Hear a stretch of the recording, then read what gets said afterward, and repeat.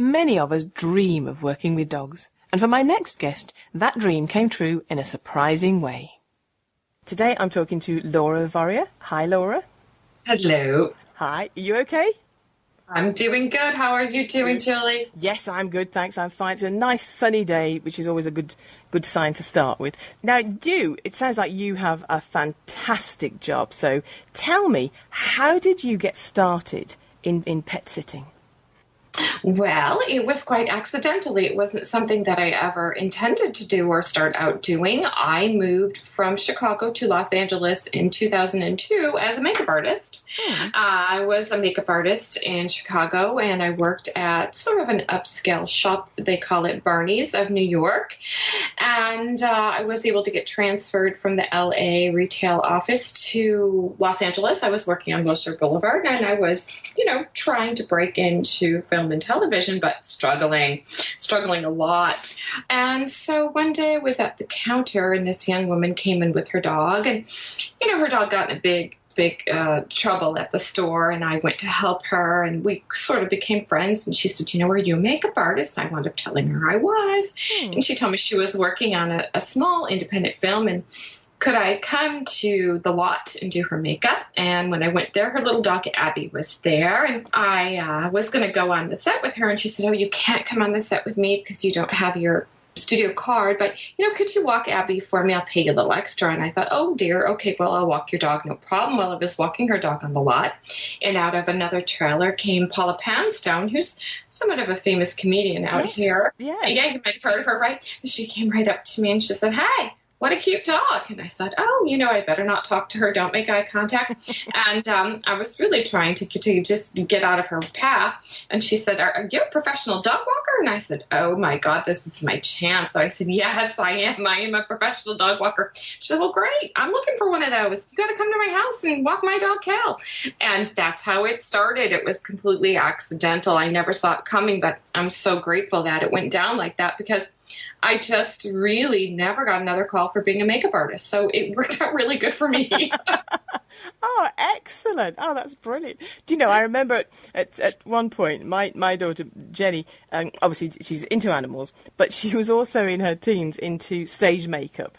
And sort of making, she would go around with a pencil sticking out of her head, apparently, and it was sort of all... she'd done all the effects and makeup. But at one point, because she wanted to combine the two, and she was saying, I could do special effects makeup for animals. And I was going, yeah, it's a bit too much of a niche, but yes, nice idea. Yeah, right. I know. Well, I actually thought of that myself. You look at some of these dogs and thought, you would look great with eyelash extensions. A bit of eyeliner on you. Adopted, no problem. Yeah. Oh, dear. I like it. So, but it's not just dogs, is it? Tell me the whole variety of the animals you've looked after. So after that, it was mostly dogs, but then, it kind of just, you cast a bigger net. So any domesticated animal that someone would have, dogs, cats, fish, turtles, snakes, rodents, guinea pigs, a llama, a potbelly, a pig, goats, chickens, horses, a lot of just sort of pets that people would have, but it's not so rural here like it sounds like it might be there. So not too many of the farm sort of animals, never cows really, but we had a lot of horses and chickens and, the things that you might sort of imagine, but mostly dogs and cats and really kind of, I would say, hybrid sort of dogs and cats. So, designer breeds and these toy breeds and these party breeds and these teacup breeds. And they were very popular for a while, the tiny, tiny little dogs. Yes, yeah. I can testify to their attraction, actually, because my daughter... I've always liked bigger dogs, but she likes very small dogs. She had a Bichon Frise, and now she's got a German Spitz Klein, which is like a tiny little Pomeranian type dog. Oh, they're so cute. Yes. Boy, are they cute. Oh, my gosh. A Pomeranian is one of my favorite dogs. I love Poms. Yeah. But you see, to us, they're this cute little fluffy dog. But my goodness, they're not a cute little fluffy dog on the inside. They're a wolf on the inside, aren't they? It's so true. It seems like the smaller the dog, the bigger the personality. Yes. It's like they kind of want to prove, like, I may be small, but you better watch. It's always the little dog that wants to start the fight. Yes. It's always the scrappy one. They always want to get in and pick a fight with the biggest dog. Yes, yeah. And not just start the fight, finish the fight. It's they have no idea that they're just going to be a snack. Like, they're not even going to be the main dinner. They're just the freaking snack. You have no clue what you've gotten yourself into, right? It's amazing. yeah. But I like that. It's all attitude in the dog world. I like that. It's all attitude, right? Yeah, absolutely. So say that, because obviously you've worked, as you say, you've worked with some very elite dogs and sort of famous people and sort of very well-off people. So does that attitude extend to them? Are the dogs snobby as well, or do they sort of warm up to you? What do you think?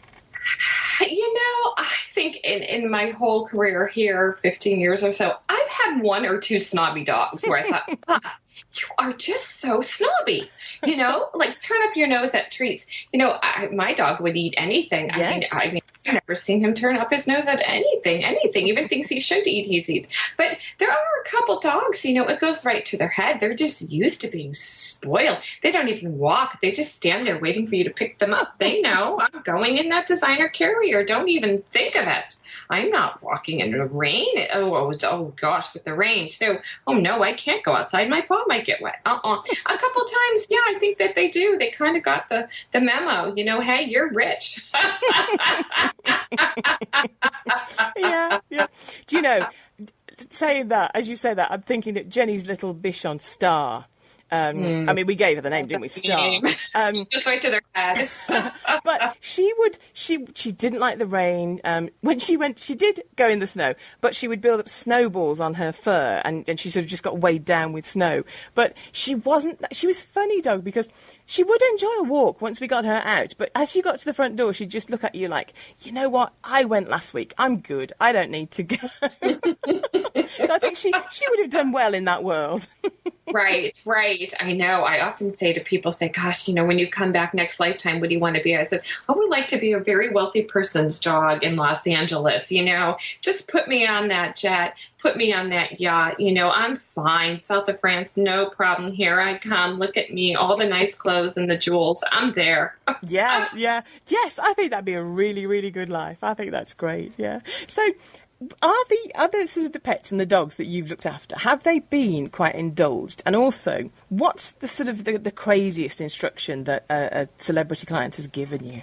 Well, I think they are somewhat all indulged. I mean, any dog that has a home that I was, privy or looking after had a good home. I mean, people were paying the money and taking the time to organize a pet sitter or dog walker to come, make sure their dog got exercise, make sure their dog wasn't lonely. A lot of people are very sort of frightful that their pets are suffering during the day when they're working. And that was a theme that I heard a lot, where people are like, oh, I'm worried about my dog. I don't know what he's doing all day. He's getting fat. He's lonely. He's destructive. So I think that the people, who just had the regular pet sitters coming were absolutely looking out for their dogs. And sometimes they were really stretching their means. But as far as craziest things, people do go over the top. They want you to make sure that you are feeding their pets exactly the same way that they're going to feed them. So perfect temperature, perfect amount, not overfeeding, not underfeeding. I've had this man who wanted me to put his dog's bowl in the oven so the dog would think that it's coming fresh out of the oven, and he thought the dog knew that was happening. And then I had another lady, I know, and he really believed that the dog knew if it was coming out of the oven that it was going to be homemade and good for him. So, yeah. And then I had another lady who wanted me to sing her songs to her pets as they ate their dinner, because she thought that would help their digestion. So, so many things. And then I've had people who've gone away, they've gone halfway around the world on trips, and they've called me and they want to do FaceTime with their pets. They want to see them. They want me to put their little faces up to the screen, and they want to make sure that they're doing okay. And they talk to them, and, the dog will stare at the screen and look at them and seem to recognize that, hey, that's somebody I know, my mom, my dad in that screen. So anything that you can imagine, the parties, the marriages, the spa dates, anything you could do for yourself, it's been able to, spill onto the pet world. Yeah. But you see, those things that you describe, I mean, yes, they're a little bit eccentric, shall we say, or, but they're things that it's showing how much the owner cares for the dog. And also, I think as human beings, sometimes we're misguided as to what the dog or the pet wants, and we sort of project onto them things that, so, for example, that what you said about, take the dish out of the oven so the dog thinks that it's come from the oven. Yes, that may be overthinking, but it's not doing any harm to the dog, and the hold the dog up to the screen. The dog may or may not know that it's you, they can hear you, I'm not sure how much they see. But again, it's not actually doing any harm to the dog. But so that, I like that kind of indulgence and pampering. The things that sort of get to me are sort of when people, they paint their nails, or they perhaps, some dogs like a coat if it's cold or whatever, but the dressing up that you think, I'm not sure that dog's happy with it. So, to me, as long as it's not actually doing the dog any harm, the dog's happy with it, what harm is a bit of indulgence like that? Right, I agree, as long as you're not doing harm. But, it's sort of a gray area, because I have a client, a young woman, quite successful. She had a dog, and the dog became her, replacement for having a child. And she put the dog in a stroller, and she put the dog in a car seat, and she traveled with her dog. And, her dog was getting very depressed, and she would dress up the dog, and she would have play dates with the dog. And the dog was just, just a mess, just lethargic and losing its hair, and she was in the vet. And finally the vet said, you know what, you put too much pressure on this dog. I mean, you want it to be a child, it's not a child. They wound up putting the dog on antidepressants, and it really helped the dog a lot. But the woman, more than anything, kind of had to wrap her mind around the fact that, this is not a baby. It's not a child. Yes. It's not going to graduate from school. It's never going to paint you a picture. And so you're putting all this pressure on this poor puppy and this dog, and the dog knew it. The dog sensed it, that this woman wanted more from it. It was really quite, it was quite eye-opener that, the dog sensed that this woman wanted it to do more and perform something that it just couldn't do. And I think in that case, it was a little hurtful to the dog, because she just didn't allow it to be a dog. Yeah. I often think of, we expect our dogs to understand that we live in this house and there's a dog in the garden next door, but you don't need to bark at them. That's their territory and this is yours. Just understand that, and come and live in a town, and we'll go to a park in the town or whatever, and mix with a lot of strange people and a lot of strange dogs and take you all in your stride. And I don't want you to be upset, and I don't want you to bark, and we expect them to understand our world, and we don't really try to understand theirs fully, do we? I think some people try more than others, and it also depends on the dog. I think a lot of dogs are happy-go-lucky, and they're social, and they can go into a dog park and think, look at all these friends, and I like this one, I like this one, oh, I don't like that one. So I think they can kind of make their own way if we let them, but I do think there's a bit that they don't quite understand, why do I have to stay on this side of the wall, and what's on the other side of the wall, and why is that dog on that side of the wall, and he's not going to come over on this side of the wall. So to your point, yes, absolutely. I don't think we've fully discovered exactly what's going on in their heads. Yes. Oh dear. So obviously you've enjoyed being a pet sitter. If somebody wanted to get into pet sitting, what would your advice be to them? Oh, gosh, just go for it. I think the great thing about the pet sitting industry is that it's growing, and there's always a way that you can carve out as much market share, as big or little as you want. I mean, it can be just a tiny part-time job for somebody who just might have a little bit of extra time and wants some additional income, or it could be, a huge business if you want to get into hiring people and, just offering a menu of different, needs. People have so many different needs, but I would just say start where you're at. So if you have your own pet, maybe take your pet to the local vet, introduce yourself and let them meet your pet so that they know you have a pet and you're a true pet lover. And just, print out a little card, advertise yourself, just get one client, because once you get that one client and you're doing a good job for them, I guarantee they are going to tell somebody. And once they tell somebody, then they'll tell somebody. And before you know it, you'll have your own little client list. And, you can make it as big as little as you want. So be professional, be passionate, and you can make it in this industry. I mean, listen, it's just a lot about the passion and the professionalism. There's really no hard hard skills that you just need to love people's pets and follow their instructions. Yes. Yeah. To what they want you to do. Yeah. Yeah, you have to. You can't just sort of like think, well, they told me, always put the lead on, but I don't have to do that. You have to listen to the instructions. That's the number one thing. Yes. Yeah. I suppose with any job. Yeah. Follow instructions. Yeah. So, I mean, you started sort of over 15 years ago, didn't you? So how have you seen changes in the industry in that time? Oh, yes. Well, yes, so many changes. So when I first started doing it, nobody was doing it professionally. People were just hiring the teenager next door, or maybe they would do a trade like, oh, you'll walk my dog, I'll walk your dog. It wasn't as sort of regulated. It wasn't as massive as it is now. I mean, now they have, I don't know if they have this in the UK, but we have on-demand pet sitting and dog walking apps, and there's two of them, and they've gotten a lot of venture capital, hundreds of $millions. I'm not even kidding you.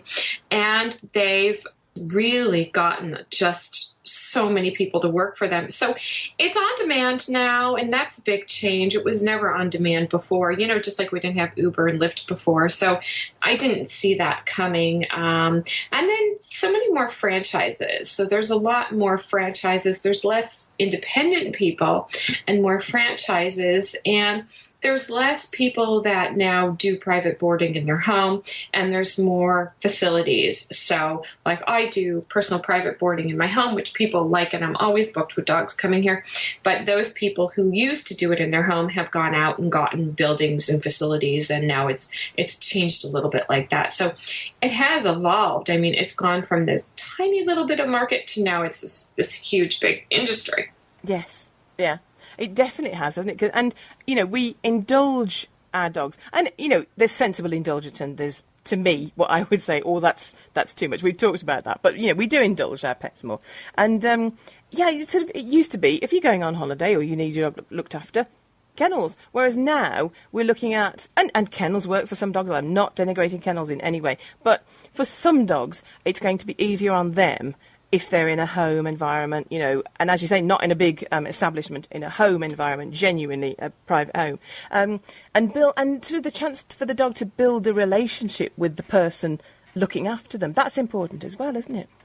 Oh, it's so important. I mean, I'm coming up against it now because I'm going to go on holiday, and my daughter, who usually watches my dog, she's on a holiday at the same time. I said, oh gosh, who's going to watch my dog? I mean, the pet sitter needs a pet sitter. And he's older. And, I don't love the idea of him going to the kennel because, they treat him very well. It's all good and fine. But, it's a little scary for him because he's small. He's my husband calls him a teeny weeny chewini.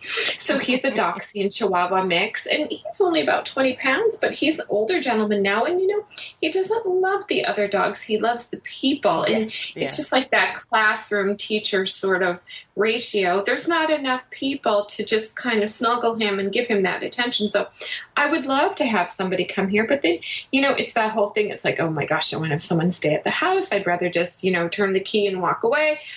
So it's difficult. People get into this, situation where they're trying to find a pet sitter for months and months. And there's all these kennels in the area. One of them has a pool. One of them has cameras. One of them has gourmet feedings, and they have, enrichment programs for the puppies. But my God, it's $150 a night. That's as much as my hotel.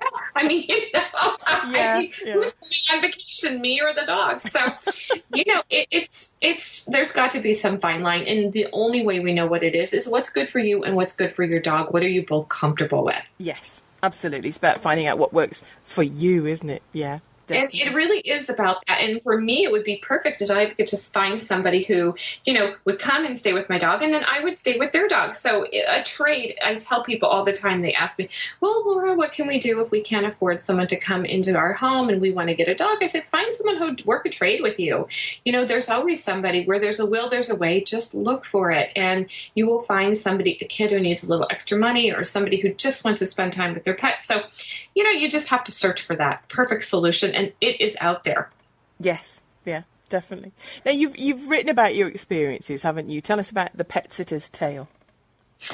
Well, I love talking about the book because it was really a labor of love. I just wanted to write down and sort of get out some of the craziest experiences I had, sort of coming out to LA with the expectation to be, a world famous makeup artist. I don't know, but certainly a makeup artist. And then just kind of pivoting and becoming a dog walker and a pet sitter completely unexpectedly was not even in the back of my mind, but as I gave it a lot of thought, and there were lots of times where I could give it a lot of thought, I went back to my childhood and I realized, you know what? I really, really did love dogs. When we got my first dog, Ginger, she was a black Labrador, and I just remember her being my best friend and how much I loved her, and I would whisper secrets in her ears, and so it just felt right. So I wanted to write the stories about these, furry children and how much people love them, and sort of as a mirror to people that love pets, to show kind of like, this is normal. It's all okay.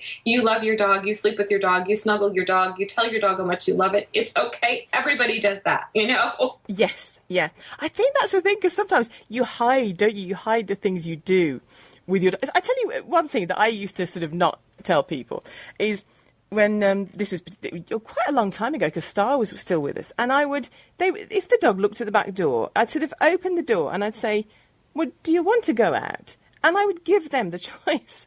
And I wouldn't tell people, I wouldn't sort of make that public and say, yes, I give my dogs the choice. I say, do you want to go out or not? Because it felt silly. It felt like other people, particularly people that didn't have dogs, would think, you mad woman, do you tell them to go out or tell them to stay in? And now, more recently, trainers that I've talked to have said, and it seems to become a growing movement, of giving dogs choice, and that dogs can exercise choice. But for so many years, I wouldn't have said to people, yes, I give my dogs a choice. It just felt too silly. But we do, in our private lives with our dogs, we have these wonderful relationships with them that we sort of, bits of it you think, I'm not going to tell other people. I mean, for some trainers I talk to, and some people who've performed with their dogs, and they don't sort of always want people to know that the dog actually sleeps in the bed with them or whatever it is, because they don't want people to think they're soft. But it's the magic of bringing a dog into your life and loving that dog, isn't it? Oh, it's so enriching. I mean, I have found it very enriching, and it's empowering, because it really helps so much with like emotion and adjustment and socialization. And, you see all the wonderful works that pets do for people that have, post-traumatic stress disorder, or been through traumatic experiences, or they have different illnesses or disabilities or sicknesses or whatever, or just going through day-to-day life. It can be so challenging sometimes. I think, just to have that best furry friend by you, non-judgmental and unconditional love, I really think it's something everyone should get to experience, because it's such a wonderful thing. It really makes life worth living when you have your pet just love you like that. And the routine of it, my dog is older now. I've had him for over 10 years. He's into a routine, he knows when it's nap time. He knows when it's dinner time. I open the door for him, and I can count on him. Help yourself to the great outdoors. I'm going to have a shower. When you're ready, come back in. It's like he gets it. He doesn't need any training. He's like, we've had the mind meld, So yes. he's all trained up. It is wonderful. Having a puppy is great fun, and they're very cute. But there's a lot of pee and poo and biting, and things that you think, oh, this isn't. We've just. Mischief is now, my daughter's dog is 11 months. So we've just gone through this quite recently. Whereas my dog, my Labrador, is 15 and a half. So, and he's just, he's having one or two issues now. But he's, when you get them to about, 2, 3, 4, 5 even, that's when you really get the dog that you wanted, that you've put those hours of training and building the partnership. That's when you get the dog, isn't it? And then he's been just wonderful. I do think, the mature dog is great. Oh, yes, I do too. That's the sweet spot, isn't it? Yes. Like, the bad behavior, the zoomies, the destruction in the house, the little accidents, I'm making the quotation marks, accidents, that's done. They're not ripping up your couch or shredding your shoes when they're 5. They've gotten it all out of their system, hopefully not quick. And that's when you're right. That partnership is really, really flourishing. And, you just kind of get it. You can rely on them. They know you'll pop out to the shop. You'll be back. It's it's good. It's a good relationship then. Oh, and I love your little pictures of Mischief I saw on Twitter. So cute, smelling the skirt. Yes. Where have you been? Yes, she's a little monkey because I'd gone out and it was two Labradors I'd met and they had sort of sat all over my skirt and I came back in and Buddy's just like, oh yeah, fine, okay, you've talked to other dogs, fine, I'm used to it now. And I was trying to work and she pinned my skirt on my leg and she sniffed like very intently. She didn't want to be fussed. She just wanted to read the scents on my skirt. It was so funny. I often think of that. It's like, do they get a sense of like, oh, I would have really liked that dog, or that was a big, handsome dog, or, like, yes. What was that dog? Like, where is that dog? Like, well, how exactly close did you get to that dog? Why was that dog on your skirt? I wonder, what they think, like, what happened? Like, Papa Mine wasn't there. Yes. Like, what does go through their minds? Like, I know that they absolutely realize that you did come across another dog, but in what capacity? They probably have just no idea. I wonder if it just, it just eats at them. Yes, yeah. I would love to know what's going on in her little mind when she's sniffing, because she looks quite serious, and she didn't growl or anything, but she's very serious. And so, yes, I'd love to know what she was thinking. Yes, so would I. Yeah. So you run in Los Angeles, don't you? You run your own company, Your Dog's Best Friend. Tell me what services you offer. So we do everything, but the core of the business is private one-on-one dog walking. So we don't really do these group off-leash hikes. We don't do the dog park visits. Everyone seems to have their own model. But the way I started with Paula's dog and how everybody wanted it was just come to my house, walk my dog in my neighborhood, and, don't bring any other dogs because my dog doesn't like them, or I don't want to worry about that dog's behavior. So we do private one-on-one dog walking, and we do overnight stays in other people's homes. We do boarding in our home, and then we do pet sitting, and we do, trips to the vet, trips to the groomer, trips to the airport, anything ancillary that we can do to help the clients. And I have 2 locations and a lot of great people who help out and do the dog walking. So, and also basic obedience training. So I work with some trainers who do basic obedience training and, anything that you can think of that helps people with their pets, we kind of do it. So it's been pretty awesome. Yeah, that sounds lovely. That's lovely. That's what it's about, isn't it? Helping people get the most out of life with their dog, with their pet. I think that's what it's about. Absolutely. It's about the helping people. That is the underlying motivation for this. I mean, you don't do it to become wealthy. That's certainly for sure. It's not a job you can get rich doing. But, it feels really good to know that somebody is resting easy, that you're taking care of their pet. I hear so many situations where someone said, gosh, I hired this other pet sitter and she had a party at my house and she had these people over and she wasn't taking care of my pet and my cat got away. And, you hear these situations and the people are traumatized, not because of damage in the house, but because it took me 3 days to get my cat back and I was so worried about my cat. You hear these situations and I think it's just so nice to know that, you're doing your best, you're providing a valuable service and you're helping improve the quality of life, not just for the pets, but for the people as well. And that's a good feeling and you can't put a price tag on that. Yeah, absolutely. Absolutely. It's been lovely talking to you today. Is there anything that you haven't had the chance to say yet that you'd like to say? Oh, please buy the book. Cut to the chase, Laura. Cut to the chase. Well, there's some great stories in it. And you know what? Every single chapter begins with an adorable photo of a pet that I actually take care of. And there's a cute Pomeranian in there, too, named Ernie. And I think people, if you're a pet lover and you listen to this podcast, I think you're going to like the book. It's a cute, fun read.